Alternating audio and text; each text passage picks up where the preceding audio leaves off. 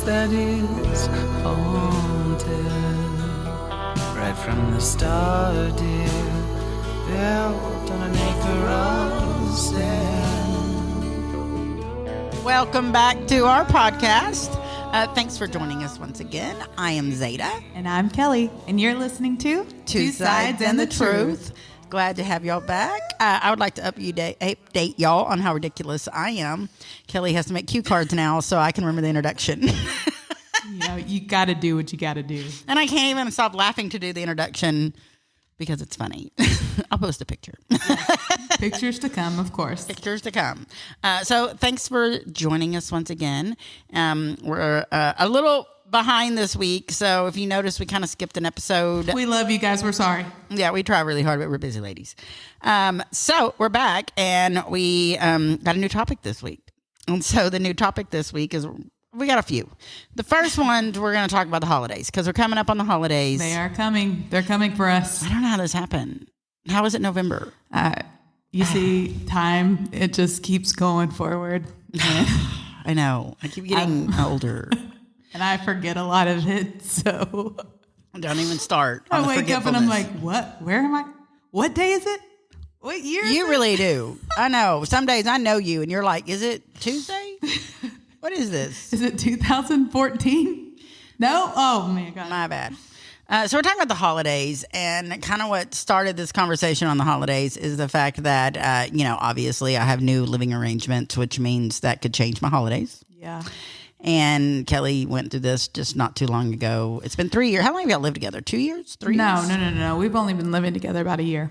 Oh, okay. Really? It's been longer than that. No, it hasn't. Really? It was July of last year, I think. Oh, okay. So it's been a little more than a year, but not even a year and a half. You've only gone through one set of holidays. Yeah. So what did y'all do? Did y'all create your own holidays? No, what do you do? Not really. I don't do much for the holidays. I spend time with my family, so I'm usually with my parents at their house or at a family house, like usually one of my aunt's ranches or my parents' house. So he has gone with me in our relationship. He's gone with me to my people's places. He's actually been to both my aunt's ranches and my parents' house. And my sister's house. He's beating me. Wait a minute. Well, he is my boyfriend, so. I mean, yeah, but you've been to all my family's house. I'm just kidding. It's true. So that's been really good. But his kids haven't come, though. So that is one thing that I told my mom when I got to see her for Halloween. I was like, I really want to work towards them feeling comfortable coming. Because I know when your parent is in a new relationship, getting to know that new person and their family, testing, it's even worse. Testing them out, seeing how they go can be difficult. And so, but it has gone really well, and I get along well with his kids, and they do enjoy spending time with me and having me around. Right. And I give them plenty of dad time too. Like, I'm not always there. Yeah. I'm out on the road. I appreciate that so much from you as a stepchild, because I had many stepfathers, 9 to be exact. Well, not 9, because 2 or 3 were before I was born, but my mom was married often. And one of them, the one that was my sister's dad, the one that brought me to Ellis County in Waxahachie, his parents were so wonderful to me that when I think of my grandparents, like your grandma and your grandpa, like them, that's who I think of. Now, I had grandparents and they were wonderful, but they didn't live by me, so I didn't get that everyday interaction. Yeah. And my mom's mom was a lot like my mom and a lot like me, and we're not like grandma. Like, you know what I mean? Like, we're just not grandma. Like, we'll be good grandmas, but we're not grandma. We're not sitting at home making a pie. Yeah. Although I do make pies, but we'll be drinking Jack Daniels while we're doing it, okay? And so put a little Jack Daniels in my mom might have been smoking a joint, whatever. So we're a different type of grandmas, is what I'm saying. And these grandparents are like grandparents. And I can honestly say, and my brother would have told you the same thing, you wouldn't have known we were step grandkids. And they became our step grandparents when I was 5 and he was 7. And Rick even noticed the other day, I found a picture of us, and we had professional pictures taken one time while my mom was married to him. They were married 12 years. And we had professional pictures taken, and ironically, it was for their other step-grandchild's wedding, whom they treated just as well as me. And all the other grandkids were full blood. Oh no, there's one other step. And but you wouldn't have known it. Like you just didn't know who was step and who was real. You wouldn't have known. They treated us so wonderful. And so we got these family pictures taken, and in the picture is my step grandparents, whom I called grandma and grandpa. I didn't call them step grandparents. And my siblings, my step siblings at the time, and my real siblings, and then my grandparents. Like not my parents weren't even in the picture. And so there's a bunch of kids. And my grandma got her arm around me, and I'm standing up next to her. She's in a chair, and she's got her arm around me, and she's like pulling me in her. Mm-hmm.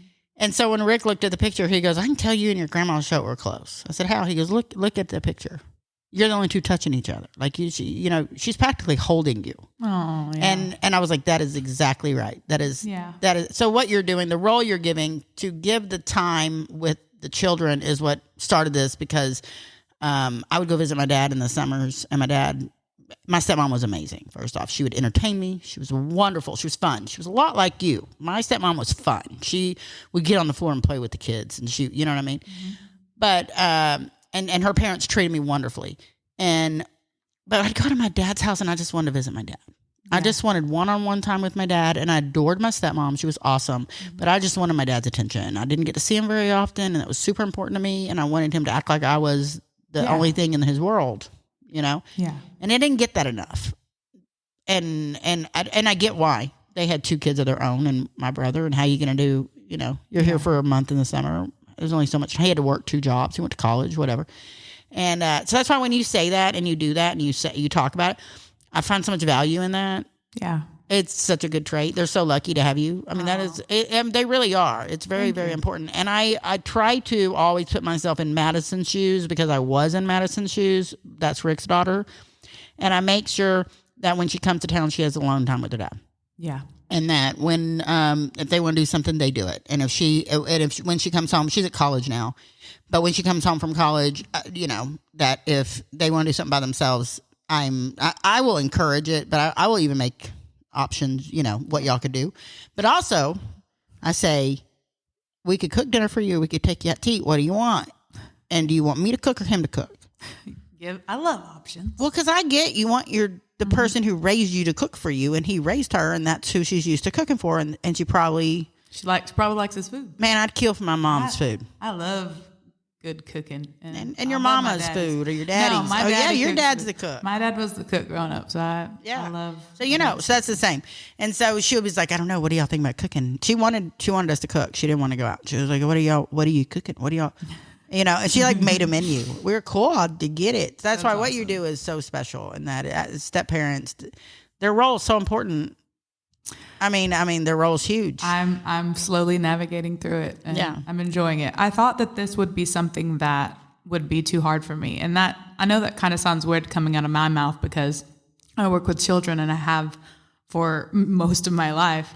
But actually having it like on the home front, on the your most intimate time, and like having kids in the house, that's a big deal for me. Yeah. Like, or being in a house that, kids live in or co-live in even, like that's a lot. It's not for everybody. And some days it's not for me. Yeah. I'm too far in. And the fact that I never wanted to have to parent anything. That's why I never had kids. And so I don't try to parent his kids though. I let him do that, and he does a wonderful job. I just, I speak up whenever I feel like I need to speak up. And it's usually just to share insight or wisdom, or to, I do best when I am helping others have a good time and know how to communicate things, because communication is so big for me. That's why, and it's something that a lot of people struggle with, actually. The art of communication is we're going to talk about this later. Let me be this precursor. We're going to touch base on this later. Another part of this that we talked about a minute ago. Communication. Right. Remind me. Okay, I will. Because you have the memory I don't.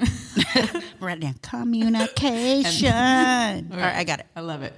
So, I would just try to do my best in helping people to just be able to be cool people and be around each other and know how to read the room and know how to, because it's hard when people come together. You never know who's going to mesh and who's not going to mesh. I feel like step parents, unless you're in the home and raising the child, and the child lives there full time, and the other parent is not in the picture, unless that's exact circumstance, and you've had them since they were young, then your role as a step parent is to be the fun parent, and that's it. And now that's just my personal opinion. I like it. But if you have two parents, you don't need a third. No. And that's coming from someone that had multiple step parents. And the most successful step parents in my life were the ones that realized that they got to be the cool, fun person. And they didn't do bad things. They did fun things. They didn't correct me, though, either. They let my mom or my dad handle it. Yeah. You know what I mean? So my stepmom was my stepmom since I was 1 year old. And I have very, very few memories of her parenting me like a mom. She was the cool aunt. She was the best friend. She was the fun stepmom. She was, you know what I mean? Yeah. And I adored her and looked up to her and emulated her. And when I told my children my mom passed, they thought it was my stepmom. That's how close I was. Oh, wow. Yeah. But we cultivated this relationship that by the time I was an adult, I trusted her more than anyone on this earth. Hands down, more than... When I decided to get a divorce, the first person I called was my stepmom. When I was pregnant, the first person I called was my stepmom. When I wanted to get married, the first person I called was my stepmom. When I met Rick, the first person I told was my stepmom, you know? And she became my best friend. Yeah. Literally. Now, that didn't happen until I was an adult. We had our ups and downs because my mom liked to play around with it. Like, she'd play us against each other. She'd play you know what I mean? Yeah, I understand. But once you get older, you realize what you saw, and you know what, at the end of the day, you know what that person did for you. And she, man, I'm telling you, she taught me how to tie dye. She taught me how to cook. She taught me how to clean. She taught me about soap operas, music. My number one musical instrument, like influence in my life was my stepmom. That's great. Yeah. So, and I only got to see her one time in the month, and maybe Christmas or Thanksgiving if I was lucky, until I was probably 14, and then we saw them a little bit more regularly. Mm-hmm. And she still made that impact on me. So the role of stepmom is a huge, important role, and stepfather as well. You know? I know. That's why I don't take it lightly. Yeah, you do a good job. I'm real proud of you. Scares me a little bit. Yeah, it should. I'm trucking though. I'm still in. You know what's so funny? I got to see, my family for Halloween, and I got to see one of my younger brothers, and he's a smart aleck, but so he asked me about, I hadn't seen him in a long time. So he asked me about my boyfriend. He's like, "You're still dating, Dante?" And I said, "Yes, I am." He's like, "Wow, it's been like a couple of years now." I was like, "Yeah, I know." He's like, "He's still hanging around?" Yeah, he's still hanging in there. I know, it's shocking for all of it. I know, nobody knows what's going to happen. I have full faith in Dante. I can't imagine not. He's a good guy. Oh man, they broke the mold. I'm gonna have to agree. I think he's extra special. You know what? I'm his biggest fan. He doesn't even know it. I think that he's actually like a serial killer or something. That could also be option. That's on the table. And you're too good to be true. Yeah, no. And so he just plays this like perfect handyman, houseman, father of the year. He's always provider. He's either working or he's home with his kids, or he's off killing someone and nobody knows. I mean, I do sleep with earplugs in. The man probably anything could happen. Could have got away with it. He's chopping. I'm just saying. People up. Okay, well, but other than that, we don't know. There's no proof. And I say if there's no proof, it didn't happen. There's no proof. We're just gonna go there's with that one room I'm not allowed to go in. Sometimes we hear noises. Chainsaws. I've never been in the attic. I don't know. So ridiculous. Let's start. Dante, we know you're not a serial killer. Well, we don't know. We don't.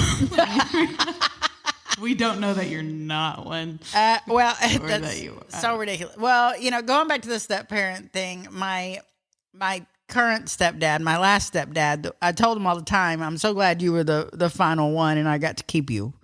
Because he's a great. I will say that my mom married some good guys. Well, that's good. And this one, that's her one redeeming quality. Yeah. Well, she had a lot, but she married. She didn't like to keep them. She just liked to play with them a little bit and throw them back. Right. And but this one, he was a really, really good guy. And it was really weird how our dynamics changed as stepdaughter and father, because he didn't become my stepdad until I was an adult. They married right after my now 23-year-old was born. And my mom's been dead 9 years. So they were married less than 20 years, obviously, 15 years, I don't know. And so when they were married, I would go see my mom and visit my mom or whatever, and he would be there. And, he was a lot like Rick. He would just kind of wander off. Yeah, I'm going to go do me somewhere He would else. go I don't know, build a chicken coop or something. I don't know. Something. He was not going to hang out and listen to us cackling. And my mom would be like, oh, Pete's cooking for you, because he's a really good cook. And she was like, Pete's cooking for you since you're in town. He's all excited you're in town. He's going to cook for you. And that's what he did for us. He'd cook for us. Aww. Here's the issue. I want my mama's cooking. No. I was like, Mom, I love his, listen to what I'm about to say here, because it's true. I love his squirrel dumplings. But I prefer your chicken and dumplings. Am I kidding? No. I don't think that you are. I'm not. Mm-hmm. No, I'm not. And I bet those were some good squirrel dumplings. I mean, the dumplings were great. I'm not a big squirrel person. I cannot say that I've ever eaten squirrel. Well, don't. They're a little gritty. And when they are naked from their fur, they look like rats. I have seen one. Skinned, yes. Yeah. I've seen many animals skinned. Well, actually. they don't taste much better than they look when they're naked. If they tasted like they looked with their fur on, they'd probably be delicious because they're adorable. Oh, yeah. But no. So I would tell my mom, I just want you to cook. She was like, it'll hurt his feelings. I'm like, but I mean, he is a good cook. I get you. But I want my mama's cooking. So that was one issue. The other issue was, he'd run off and he'd hide, whatever. So then, that was it. He was a nice guy. But then she died. And after she died, it's like I met him all over again. Like I met a whole different guy. Like this guy never existed. I became so much closer to him after my mom died. It's almost like he finally got relieved of being the caregiver because my mom was real sick their entire marriage. Yeah. And he was allowed to just relax for the first time in years. And it's like I got a whole new guy. And man, I learned so much about him I did not know. And I'll give you an example. I'm going through my mom's like pictures and whatever her stuff. She was real organized, OCD. She had the whole house. Literally, she had our names on things she wanted us to take. Like she was prepared. Well, so she had started organizing all her pictures and everything. Well, I'm the only one that knows the people in the pictures. My sister's younger than me. She didn't know everybody in the pictures. My brother didn't care to do this. So I'm going through these hundreds of pictures, sorting them, and make sure the right people get them. You know what I mean? Yeah. And dealing with all this kind of stuff. Well, Pete's stuff is mixed in with my mom's stuff. And every once in a while I'd find something of Pete's, and I find a newspaper clipping from the early 60s, I guess, maybe 65. And it's from about the town over from San Saba. And it's about a murder. And it's about this young lady that killed her boss / she was a nanny. She killed the mom. Whoa. Right. And so I'm like, why do they have this? And I don't know if it's my mom or if it's Pete. So I'm reading it to decide if this is something I keep or what, Yeah. So I read the article and I'm like, holy shit, Pete's the witness. What? Pete was a witness to this. And then I'm reading it more and I'm like, Pete was dating the chick that murdered. Oh my goodness. He had never told me this. My mom had never told me this. Well, I had no clue. I don't think that's something that I would. I mean, it's kind of a good conversation. But I can understand it being him. It's probably just a part of his past that he didn't want to. Yes. And so I'm like, what the hell? And I'm at his house. And my mom's already dead. It's my sister, my brother, and I are at her house going through her stuff. So I call him in the room. I'm like, Pete, what's going on here, dude? Like, you witnessed the murder? And he goes, no. I didn't witness the murder. I dropped her off. She murdered her. And then I picked her up. You were the driver? You've met my stepdad. Like, does he look like he's murdering anyone in his overalls? No. And so you never know. Dante. No. Oh my gosh, you've never. Dante and Dom are close. Oh my gosh. So I'm like, what happened? And so I'm going to make a long story short. The woman. Are you though? The best I can do. Have you met me? We have a podcast for a reason. I can talk about this mic stand for 30 minutes if you want. It's It's awesome. Let me tell you about Midge. I named her Midge. No, anyway, so I'm like, what happened here? And so basically, he's dating this chick. He said she's very nice, lovely, and she's a nanny, a live-in nanny with his family, and that the woman was an alcoholic, didn't work. She just couldn't watch the kids because she was an alcoholic. And so she was a full-time live-in nanny for this woman, and she had like 4 kids, I think, and the husband would work or whatever. And the kids had come to adore the nanny because they finally were getting taken care of. Yeah. So she was taking care of her and everything. Well, she went on this date with Pete, and they'd been dating for a while. And then she goes back to the house, and she says, I have to deal with something with her. Like the lady was causing her some problems. She was being crazy. She was drunk. She was like, I got to check on the kids. Yeah. Deal with this, da-da-da. Will you come back and pick me up in an hour? And then they're going to go on their date. He was like, yeah. So she's basically going home for an hour. Yeah. So she goes home. He drops her off. He said, I don't even get out of the truck. I just drop her off. He leaves. He comes back an hour later, and the woman is dead in the front yard. Oh, my gosh. And the girlfriend is covered in blood with a knife in her hand. The police are not there yet. And she has murdered the woman. My God. Now, granted, the woman came after her. She defended herself, killed the woman. The girl did not they're go to on the prison. front yard. Yes. And so she did get sent to trial, all that stuff. And she was acquitted and everything. And every one of those kids testified for her. Wow. That it was self-defense and their mother was crazy, How does this never come up? Oh, my God. How does this never come up? I'm glad that you found that newspaper. Yeah. Because and if you wouldn't have been gone through that stuff, you would never have known. I would have never known. I was like, what? What? Is it what? Step parents are real important this morning. No. Look how we went full circle love there. our little rabbit holes we go down. Right before we started the podcast, Kelly goes, we were talking about what the podcast is going to be about this week, and we'll run through ideas. And sometimes we have it like nailed down exactly where it's going to go. Sometimes we just are like off the cuff-ish with a plan. We just pull something out of our back pocket. Yeah. And like we say, it's cabin talk. It's just things we talk about. Yeah. And so right before it started, she goes, I don't know, we're just going to go down that rabbit hole. You ready? I was like, let's go. We're going there anyways, so. Yeah, so this is where we're going. Anyways, back to step parents. Sorry about that, Kelly. Let's move on. Let's go to our next. Okay, next so we were topic. talking about holidays. That's what started it. Yeah. So with the holiday situation, this is my first year with Rick and I living together, but we have dated primarily the last 10 years. And in the 10 years that we have dated, I have had a routine of where I rotate my holidays. I never ask him to participate in mine. Mm-hmm. So I'm going to put that out there. He doesn't do it, but I don't ask him to do it. Yeah. Because I already know he has a routine, and I don't want to put the pressure on him to be part of my routine, if that makes sense. Yeah. And he always invites me to his. I've never invited him to mine. I'm going to put that out there. And I'm looking at it not to be mean. I just don't want to put pressure on him, But also, he has a wonderful relationship with my family in San Saba, and he spends a lot of time there without me. Mm-hmm. My brother and him were best friends.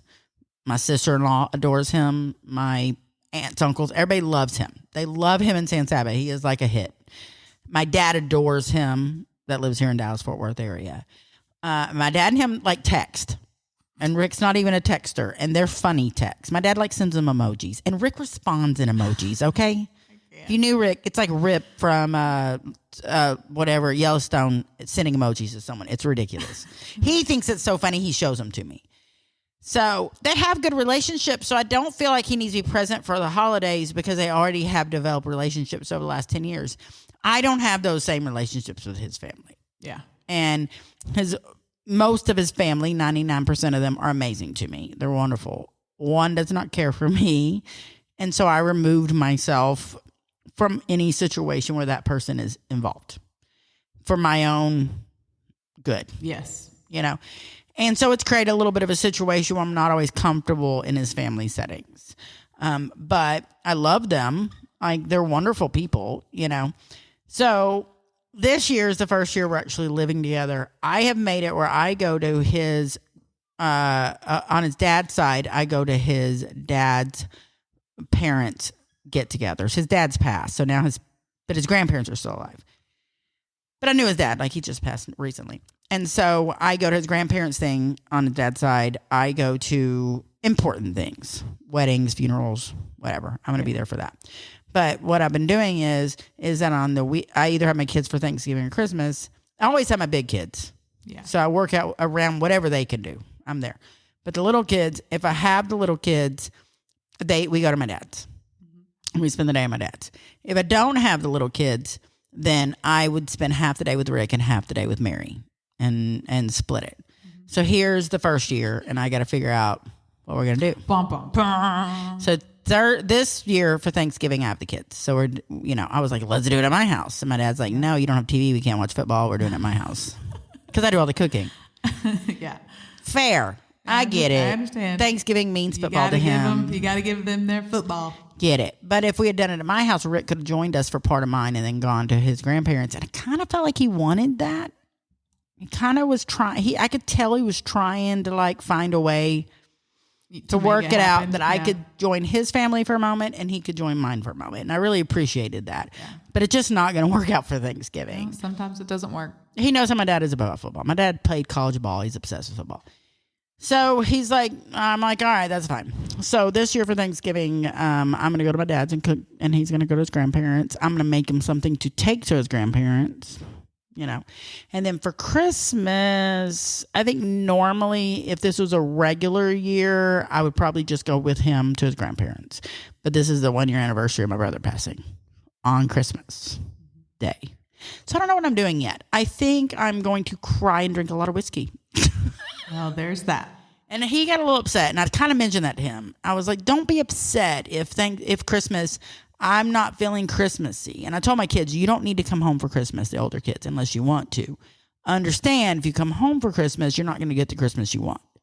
Like, just wait like a day or two till the kids come home, and we'll have a wonderful Christmas a day or two after Christmas. Yeah.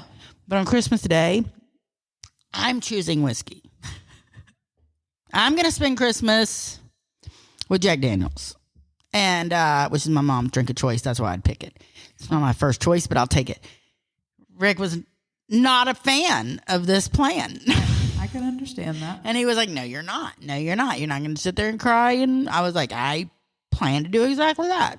And you can bring me food home, and it will be wonderful, and it'll be great. He was like, you're not doing that. You're going with me. Your kids are coming home. I'm talking about the older kids. We're going to do, if I have to stay home with you and we'll just do something. I was like, no. I understand. It's very sweet of you, but this is what I want to do. I'm telling you right now, even if we made plans and we did all the wonderful things, if you took me to freaking Disney, I'm going to sit in a room and cry for a day, and I deserve that.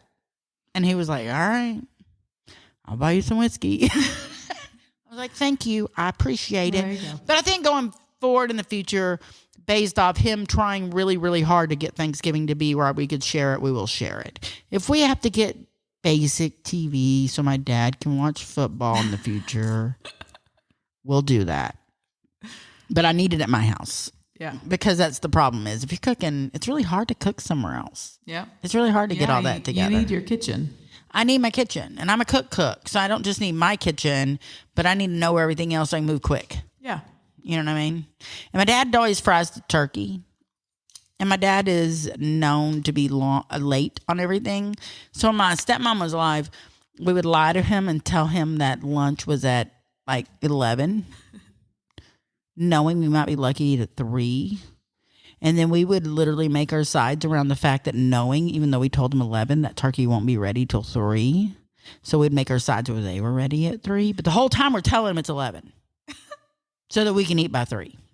I'm not kidding. He's so bad. He's not getting up from that football game. So a few years ago after my stepmom died, I was like, listen, I just need you to teach me how to fry this turkey because I can't keep depending on you. No, I got it. I got it. Well, then he went and bought an infrared turkey fryer. I don't know if you've ever heard of this. No. Not as good. Don't do it. All right. It's good. It's duly noted. It is good, but it's not as good. I did master that. So now I also fry the turkey. Well, at least it gets done. At least it gets done. Anyway, so that's my holiday plans, and we'll love it. Kind of see how it goes. Looking forward to the holidays. Happy holidays. I just love it. Love spending time with my family. I really love the holidays, and it's not about the gifts. And my kids and I just really, my kids' favorite gifts, I think, my older kids, the boys. I got 2 bonus boys you'll hear me talk about that are not mine biologically, but I got them when they were teenagers, and I had them a few years in my home, and they're wonderful boys. And they're 22 and 25. He just turned 25. 22 and 25 now. 24, 25. And they come for all the holidays and, all that kind of stuff. And so for Christmas, maybe 2 years ago, they all moved home for COVID, whatever that Christmas after COVID. I got them T-shirts made, and they had been living home for COVID. And so I got all three boys that were in their 20s T-shirts made. And one was Mom's favorite taxi driver, because that was the one that had his license and would take my kids everywhere. And then I got Mom's favorite dishwasher, because he made sure I never saw a dirty dish for like a year. God bless you, Kyle. God bless you. And then what was the other one? Mom's favorite. What was the other one? I got to think about it. I've gone blank. But my own son, that's the one I can't remember. He was definitely not the dish cleaner. I'm sorry. He was definitely not the taxi driver. I don't even know, because bless his heart, he's real lazy. I don't know, but I love him. They thought the shirts were so funny. It was their favorite part of Christmas. And then those boys didn't get raised where they got gifts, really, and at all. And so for Christmas, I mean, they get the same gifts my kids get. I make sure that they get the same thing. The younger one cried. And I mean, he was like 20-something years old, and he cried. He was like, I have never had a Christmas like this. Y'all, I'm a single mom. I only have so much money. It's not like I overdid it. He didn't get a bunch of shit. You know what I mean? I'm not out buying my kids iPods and Apple stuff. Like, you know what I mean? And I gave him a tool set, because he works on cars. I gave him a tool set. I gave him just like things he needed, socks, underwear, whatever. And you would have thought that I gave him a brand new iPhone and a car. Like, just real basic stuff. And so I would like to repeat that again, but we're going to do it 2 days after Christmas. That's the moral of it. And then on New Year's, what do? Are you a New Year's person? No, I like to stay home. I didn't feel like I'd heard, as long as we've been friends. Sometimes I go to, I have friends that do bonfires. So sometimes if I'm in the party mood, I'll go to the bonfire. But if I'm not in party mood, then I like to stay home and just turn off all the lights, like everything. And sometimes I get my, I think last year I got my bounce house out and laid on my bounce house and watched the fireworks. That'll do it. Yep. Well, I'm not a big New Year's person, because when I was in my 20s and I went out for New Year's the first few times, everything that could have gone bad went bad. So like locking keys in cars, lost credit cards, lost, IDs. My friend lost a shoe one time on New Year's. Literally lost a shoe.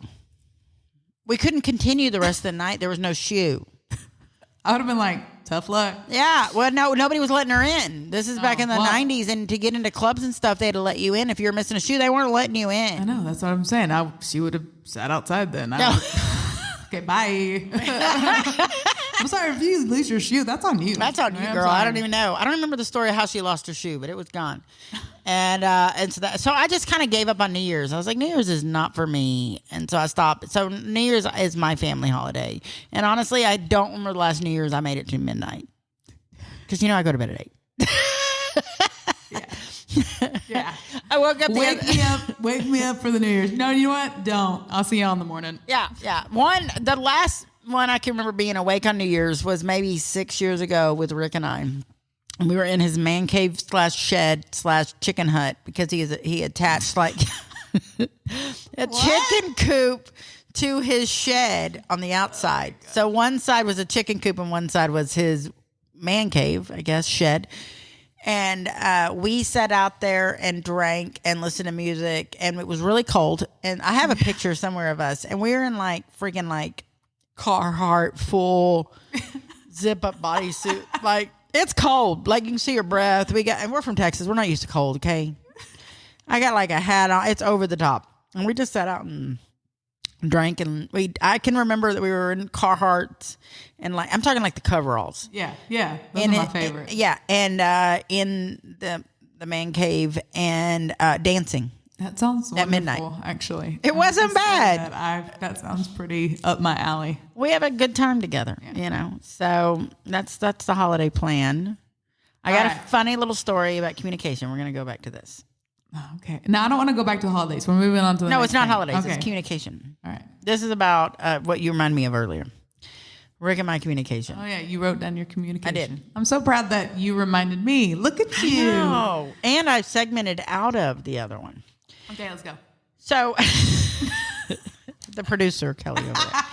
So okay. So we had a little tiff that I discussed on, I think, both podcasts now, but we had a little tiff the other day because he came at me wrong over breakfast as I made breakfast. He didn't like a few things.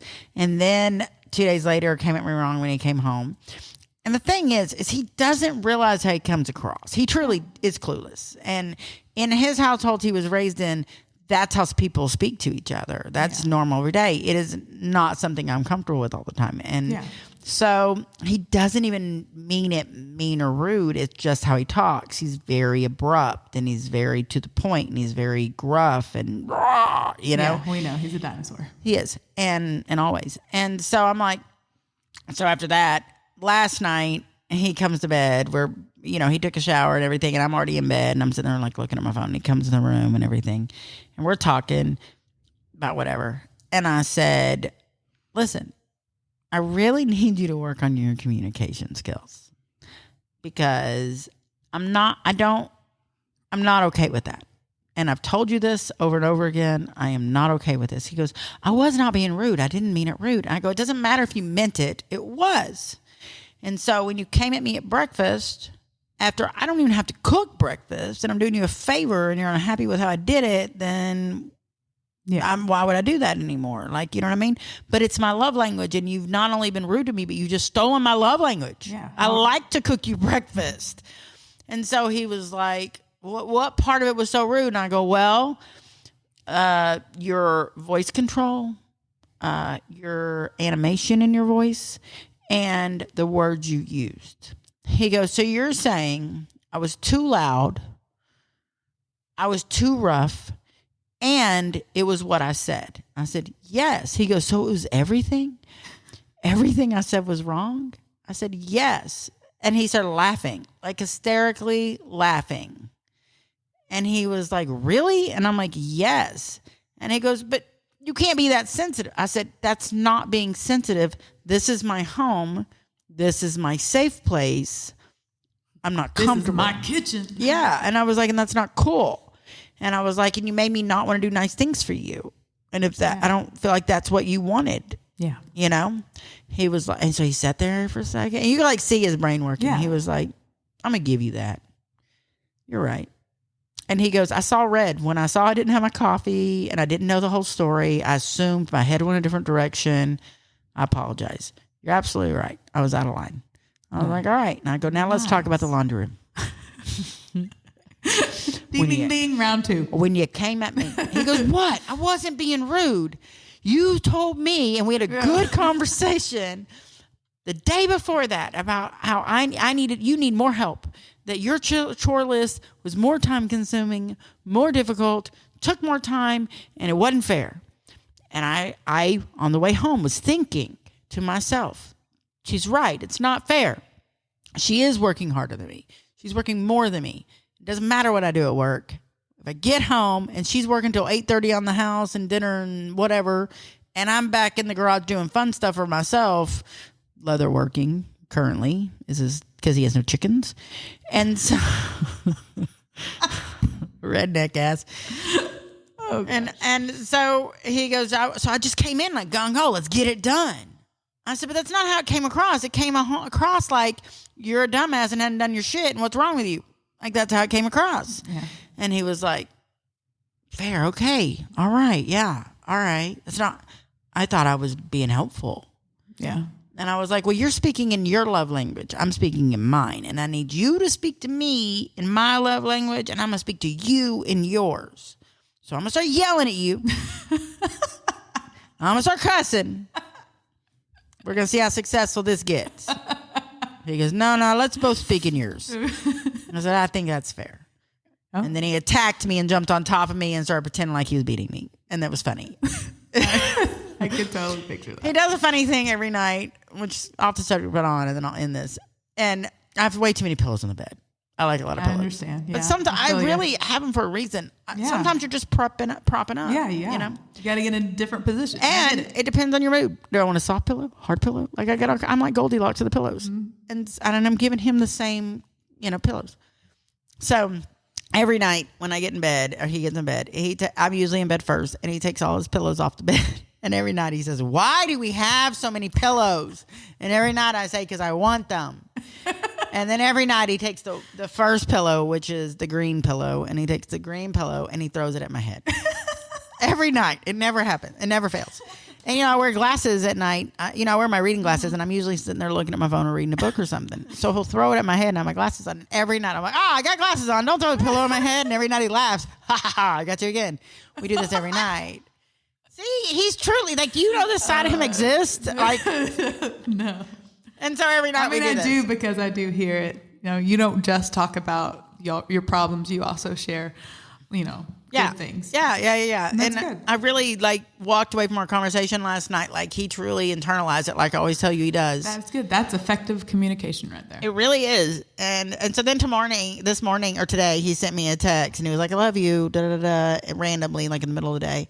I was like, I love you too, and I really enjoyed our conversation. Thank you for talking to me. Again, me affirming him. Thank you for talking to me like you did. And you can tell that helps him as well, having that confirming. Yes, that was so good what you did. Yes, and he was like, well, I'm gonna love you forever. I gotta fix this. I was like, Aww. See, this is what I'm talking about. This is what I need. See? That's my love language. Yes. Take notes. Bless his heart. It's taken 10 years. It really hadn't. We're running into new issues we didn't have before because we didn't live together. You changed up the dynamic. We used to just get the fun times. Yeah. And now we've got to live the serious times and the other times. And you know what I mean? I hear that it's worth it. That's what I hear too. We're going to find out. We're on the journey together. Yeah. So that was my communication story for you. And I loved thought, it. Out of everybody, I thought you would understand it and enjoy it the most. So I just got on my phone because I was looking for my little notes, and the first thing I'll pop up is a picture of Rick's leather work. Y'all, I'm proud.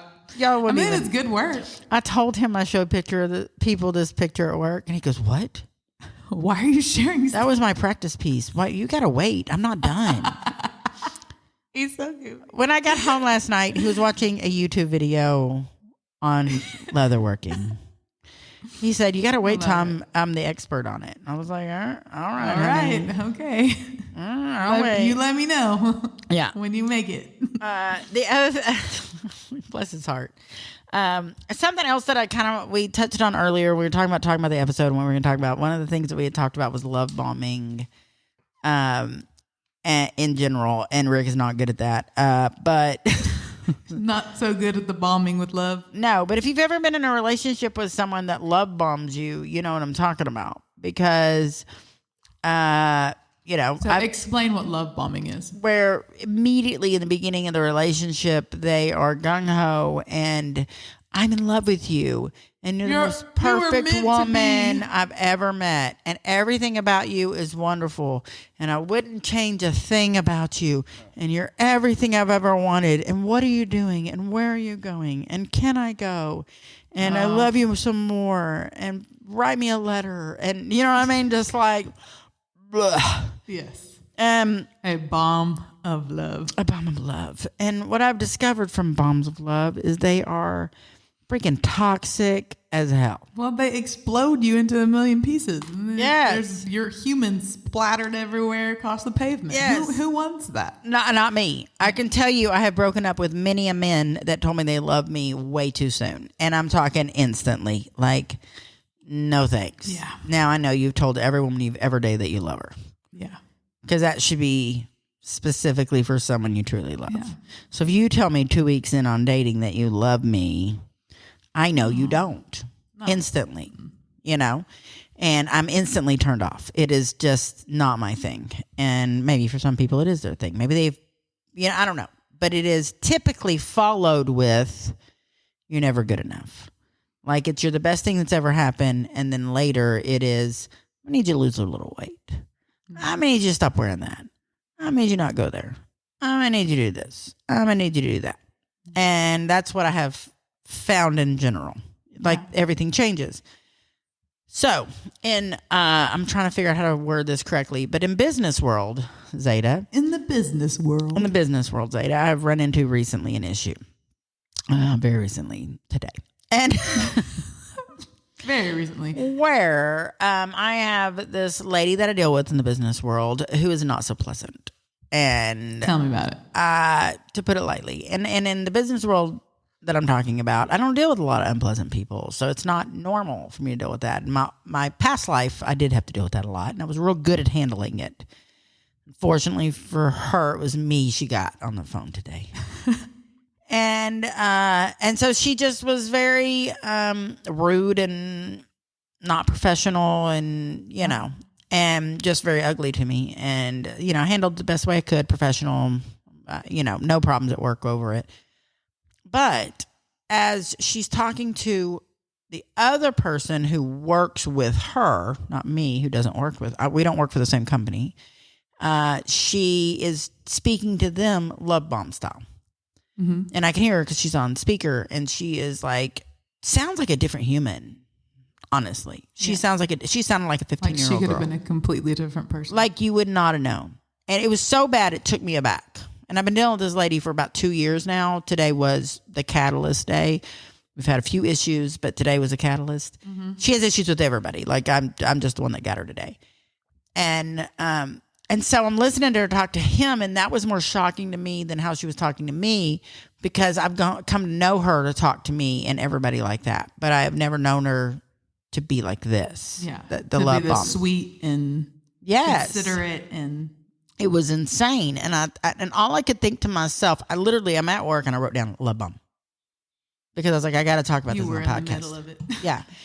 And because all I could think about was that, this is what relationships look like. But I got to see the beginning and the end all in one day because I was the end result and he was the beginning. Mm-hmm. And he would come in and he worked for her and he would come in and he would basically be like, God, she's so nice to me. Because everybody that he encountered would be like, oh my God, she's so mean. I don't know how you deal with her. She's so mean. He was like, no, she's wonderful to me. She treats me like a king. She's wonderful to me. Mm-hmm. And we're thinking, this is so weird. Like, what is going on here? That can't be true. Because it's like, we don't deal with mean people. So when you get one, you remember. And I work in construction. Yeah. And I don't deal with mean people. Most of them are wonderful. And I love my job, And so she, so she does this and they hang up. And then I said, wow, you have a total different person on that phone than who I deal with. And he goes, and he had just heard her be horrible to me and literally sided with me like, oh my God. Yeah. And he goes, oh yeah, no. She openly bullies people to get what she wants. She knows it. And he goes, and when she wants something and bullying's not going to work, then this is what she does. And she wants something from me, so this is how she's going to speak to me. Yeah. But if she wants something from you, it's a different dynamic. And if she's rude, she gets what she wants because rude people get what they want. But when you work for her, she can't do that. She has to go a different direction. And I'm like... So then it's the I'm going to be absolutely the sweetest thing ever and just kill you with kindness and... Mm-hmm. So that's two-faced people right there. Yeah. So in the process of this, she didn't realize she was on speakerphone and starts talking horrible things about me and my coworker, not knowing we can hear her. Oh my gosh. I've never met this person even. This has only been email and phone conversations. That's it. And so I'm like listening and it's on speaker and he's laughing. He thinks it's funny. He's used to working with her and he thinks she's funny because he sees how bipolar it is, I guess. All you can do is laugh at it. I guess. But after so long, I said, you're on speaker. I can hear everything you're saying. Oh, this is Zada, by the way. Get me off speaker. Why did you put me on speaker? Oh my God. So the guy she's love bombing, she goes the hell off on. Oh my gosh. Yeah, it's very odd. And all I could think about was how when you're young and you're in your 20s and you're figuring yourself out and your hormones are out of control. And I mean, because in your 20s, your hormones are messed up. Yeah. Welcome to life, women. It never ends. No, they just change. And can you imagine that? And you meet a significant other that gives you that love bomb, especially if you come from a background of not having love. You know what I mean? Mm-hmm. So you're like, oh, this is what it's supposed to be. Yeah. You don't know that that's overboard. Because you know what I mean? That's not what it's supposed to be. Yes. Don't know that. You don't know that. You know what I mean? And I think that is kind of what attracted me to Rick in the beginning, is that he's probably the only man I've ever dated. I'm not going to say men love bomb me, but he's the only man that didn't go crazy about me first. Yeah.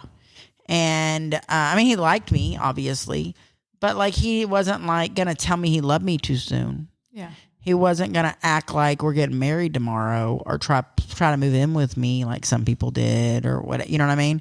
He was like, no, cool. Let's just hang out. Let's just do us. Yeah. And I think I liked that about us because I had so many men love bomb me before, and I would immediately break up with them and be like, gross. Yeah, I totally feel you. Yeah, that's not cool. I have most guys that I'm with tend to fall in love with me pretty quickly.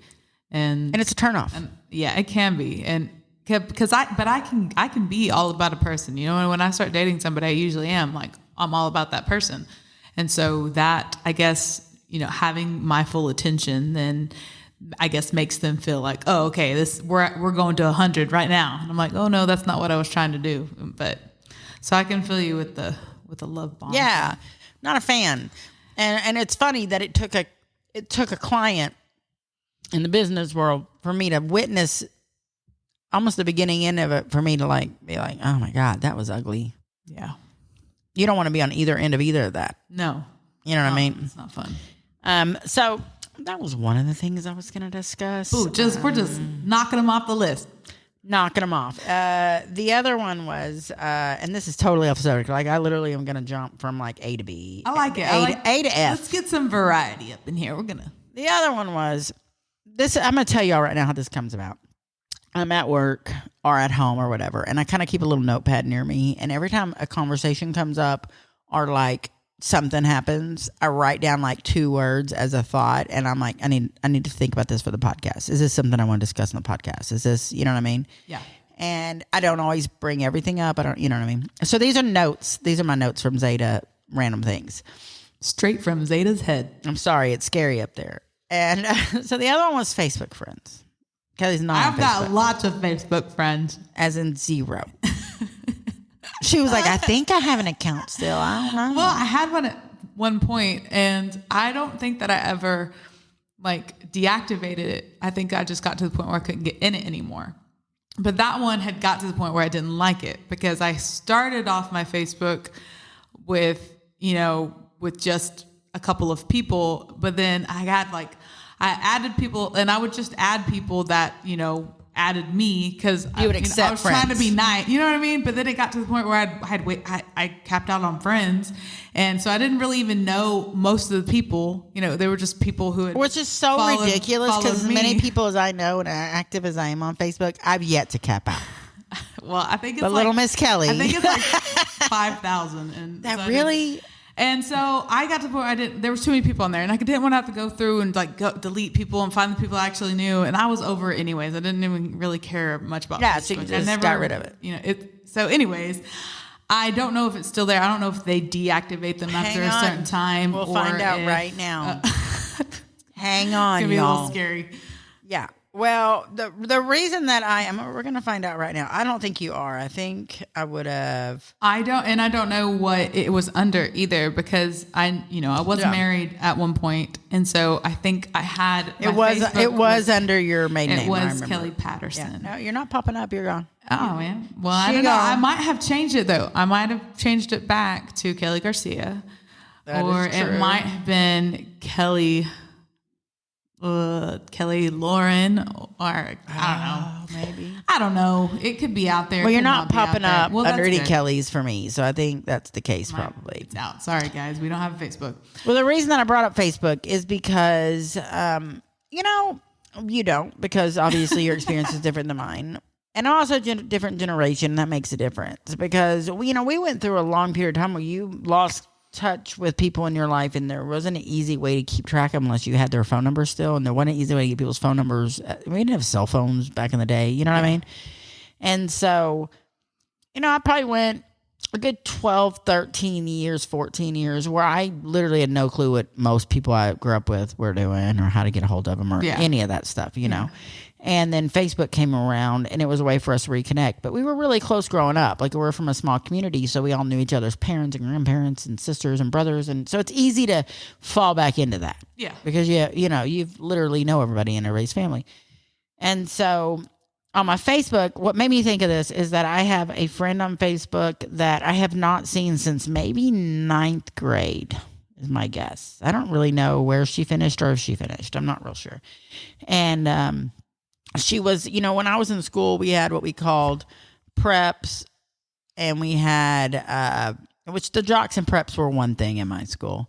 And then we had it became alternative in maybe my senior year, but prior to that, maybe my junior year, they called it New Wave. That's how old I am. So you had New Wavers. New Wave. You had headbangers, thugs. We called them thugs. And then you had like nerds and I don't know. That was about it. And, you kind of fell into one of those categories pretty much. Well, you had the artsy kids, I didn't fall in any category. I was really kind of known to kind of bounce around categories. This girl fell into the thug category completely.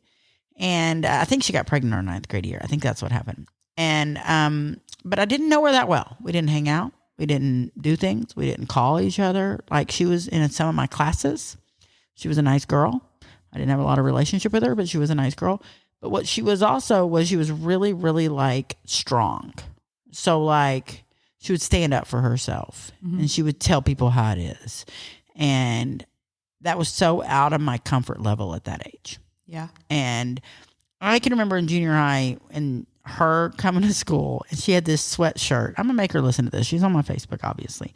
And she had this sweatshirt. It was white, and on the front of it had these like little flag things, like pennant flag things, and like maybe college-looking flag thing. I think they even said college or something. And then it had all over it different words. It's the 80s. And it had prep all over it. Like, it was a preppy shirt. It said prep. And back then, if you were a prep, you were a prep. Yeah. People my age know. And if you weren't a prep, you didn't say you were a prep. She was very much one of the thuggiest of the thug girls. And the thug girls to me were the hot girls. Like, I would look at them and be like, bitches got it going on, man. They would wear the makeup and the tight jeans and the concert t-shirts. And I didn't want to be a prep. I wanted to hang out with the thugs, but I didn't feel cool enough. So I was kind of friends with everybody. I really hung out with more of the new wavers. And so I really thought she was really cool. Yeah. That's the best way to put it. And she would stand up for herself and, and I just thought that was really cool. Yeah. And then she disappeared. And then we found each other again on Facebook. And she's my Facebook friend for, 10 something years. And I feel like she's my friend, y'all. I feel like she's my friend. I feel like this is a friend of mine from junior high that I've known forever and blah, blah, blah. Yeah. Girl, I haven't seen this girl since probably 1990. Maybe 89. Like since you were born. Yeah. I feel like she's my friend.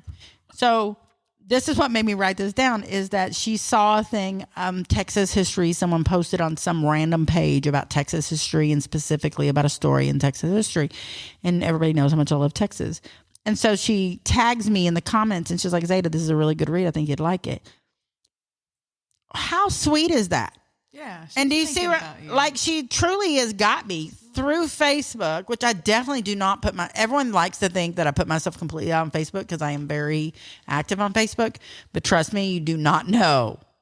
You don't know it all. I put what I want to put on Facebook. Yeah, obviously. Yeah, and I make fun of myself. So I think people think that I'm real honest about my entire life because I make fun of myself often and I make myself the butt of the jokes. Yeah, you come across as transparent. And I am transparent to a degree, but I also protect my family and my friends and my privacy more than they realize. And that's good. You should. Very careful with how I present everything. Yeah. So some people think I'm like a dumpster fire of information. But if you truly know me, you realize that is not the case. There's so much more information. So much you more. Don't even I'm know. like a fucking iceberg over here, and you're just seeing the tip. The little baby tip. And I feel like she's got me. And for the last probably 7 years. I'm like, you want to have coffee? Can we have coffee? I'm trying to hang out with this girl, and she does not have time for me. Be my friend, please. I really think she's a really cool chick, and she's gone through a few things in her life that are difficult, and she still has ups and downs on occasion and that kind of stuff, and all it does is make me love her more. Yeah, that's my kind of people right there. I'm telling you, I'm like, girl, if I could go right now and help you paint that kitchen, man, I would. I want to meet her. You would like her? We got to hang out. I mean, I haven't seen her since before you were born, but I know it. Just love me, please. But you know what I mean? Zada will cook for you. I'll sing for you. We got you. I'm going to make this happen. We'll give you dinner and a show. Finally going to break down and do it. She is. She lives in Corsicana. We can work this out. All right. But I just started thinking about Facebook friends, and it's so funny how you can have somebody that you don't know, but you do know to a degree. Yeah. And I feel like she truly does get me. Now, I think other people see me and don't get me at all. Yeah. And they're reading the same post. Yeah. You know what I mean? You never know. I think you just got a connection or you don't. You know what I mean? And you don't get that on Instagram. And I like Instagram because I like the pictures. I don't like it as much anymore. It used to be just pictures. I never really it. liked it. I like the pictures, and I'm not a people. I don't need your selfies. I like the pictures of where you've been and what you're doing. Yeah, I do like seeing pictures. I love photography. That's one of my favorite things. And so I love when people are able to capture things because I like to be able to see through their eyes. Yeah, exactly. And I like to see, like, I don't need to see that you're in Europe, but I want to see a picture of your hotel room. Yeah. And I don't mean like how nice it is. I mean like it's the one in the corner that you never would have suspected is a cool place. You know what I mean? Yeah. I want to see that cute little coffee shop. I want to see that little dog you've been talking about. I don't need to see your husband. I don't care about your kid. No. Yeah. Well, Halloween. We care. We do. I'm telling you, Halloween costume pictures are my favorite. Those are fun. Kids. Those are fun. And of adults, because I like seeing them having fun. Man, people get very creative. I have to give some applause and props to people because they are some creative people. You know who had a really good one this year? Justin Timberlake and his wife. What is her name? I don't know her name. I don't know. I can't tell you people's names. They did, and she's stunningly pretty. Jessica Alba, maybe? No, maybe. Something like that.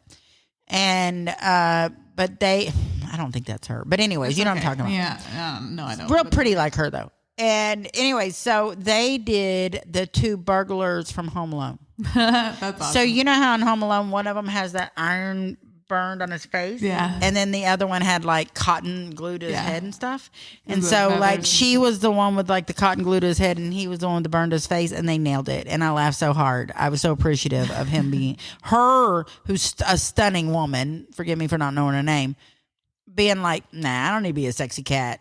I need to be Marv. Or whoever, whatever. I don't remember. One of them is Marv. I can't remember the other one's name. I thought that was really cute. It is cute. For Halloween, I did nothing to dress up, but I appreciate others. Did you dress up every day this year? No, I did not carry on the tradition this year. I was just not in it, I guess. I don't. With a lot of my schedule changing and a lot of things that have been going on lately, I'm not mentally in the same place, right? Or in the place that I want. So to you're be. evolving. Lord, I hope so.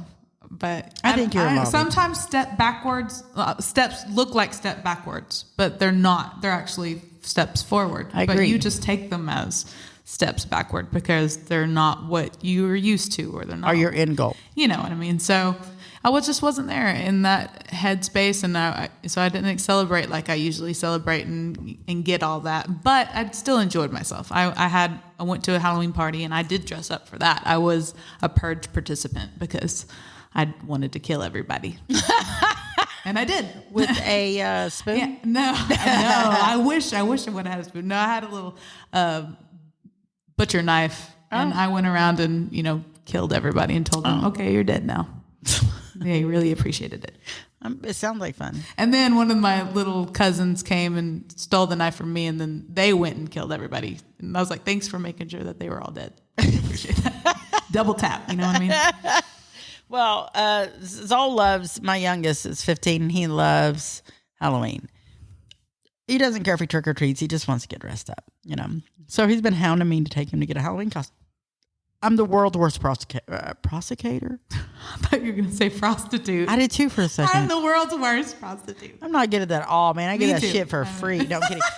I procrastinate really bad. And so I'm the world's worst. And in my head, he's going to change his mind and not need a fancy costume, and it's going to cost me less money. Yeah. But if he pushes forward and really pushes forward, I'm going to get you your costume. So I let it go Friday before Halloween. So 3 days before Halloween, I'm like, all right, let's go. So we go to Target and go to Walmart. There's none. Not a single You waited too long. adult costume left in the building. So we had to get up Saturday and go to Corsicana and get a costume. And they had plenty there because, they're way overpriced. And because they have Spirit Halloween store there. Yeah. And he loves history. He's a history buff. And so if he sees a gladiator costume, he's like, I have to be that. I have to be a gladiator. We're discussing that right now in class. And I need the matching sandals. And I need the correct sword. I was like, you have like 20 fake swords. No, that's not correct for the time period. Yep. I mean, I feel you. So I buy the sword. I buy the outfit. I buy the sandals. $75 later, he has a costume. He wore it about 19 minutes. I'm not kidding. He came back. I was like, you got $75. I need $1 a minute here. You got to go back out. Yeah, you got to go back out. Go scare some kids, think they're going to gladiate them. I don't know. But you got to get out. I'm bored. I don't care. Go gladiate. And then Zaylee's over there and she was like, Mom, I was really cheap for you and I didn't make you spend much money. And I was like, really? Because your little wings were $20. Your little tutu was $25. Your makeup and your little eye crystal things you had to have were another $10. You're not much cheaper. You didn't, I mean, y'all are. How long were you outside? Do you know what I spent for Halloween and got nothing? And then I bought all this candy, $30 worth of candy. I had 2 trick-or-treaters. Oh my God. I live in the middle of town. Why do I only have 2 trick-or-treaters? Oh, no, I'm sorry. It's the first time I've ever been home to hand out candy, so I was really excited about it, So I'm frying chicken and, ready for trick-or-treaters. I got my light on. I prop up my front fence. Like I have the picket fence everyone imagines in their home. I have a little picket fence around my house. I prop the gate open with a pumpkin. Like, clearly, come to me. I've got the light on. I've got a ton of pumpkins. I'm ready to go. 2 people. The first kids I didn't know. The second kids was Brandy, Melindy's granddaughter. Melindy's been on the podcast. Who was dressed like she told me who he was. He was after a character. He looked like, or she. It's a girl, but they had her dressed like a little. She looked like she was going to go log some like wood when she was done. She had a fake beard. It was really funny. Oh my God. She couldn't have been cuter, literally. And I was like, take it all. I have no other trick or treaters. They already like ate something. Finished frying the chicken, mashed potatoes, all that kind of stuff. And so Jason, Melindy's husband's like, smells good in there. What you got? I'm like, do I need to put chicken in your bag? Are you trick or treating for some chicken? You can have some chicken, Jason. No, I don't think that'd be right. I was like, no, he wouldn't take it, but it smells really good. I was like, Jason, take some chicken. No, I can't get any chicken. I wish he had taken the chicken just so I can say I gave out chicken for Halloween. Thanks a lot, Jason Heron. You tried. Yeah. Anyways, that was my Halloween, and that was probably our episode. Yeah, I got to get out of here because I got to go to worship team practice. So. Oh, okay, and I got to go to the library, so we got lots to do. Look at us in our busy lives. I know, we sound so important. Or not. So thanks for joining us once again. Yes, thank you so much, guys. Thank you for all your support. And if you would like to email us, our email is twosidesinthetruthpodcast@outlook.com. Send us some questions or comments or concerns or what. If you just want to vent. And on Instagram, you can find Kelly on Kelly Lady Pearl. Yes. And you can find me on Z Mamacita. Or you can find me on Facebook under Zada Owen, Zada. And y'all come back and listen again. Please subscribe. Please like, please share, and leave a review. We love reading the reviews. And not just the stars, but we like the actual reviews. Yeah, leave us a review and we will read it for y'all too and tell you how much we love it. And thank you all so much for the support. And we'll talk to you again on the next episode of Two Sides and the Truth. Love you guys. Love you. Bye.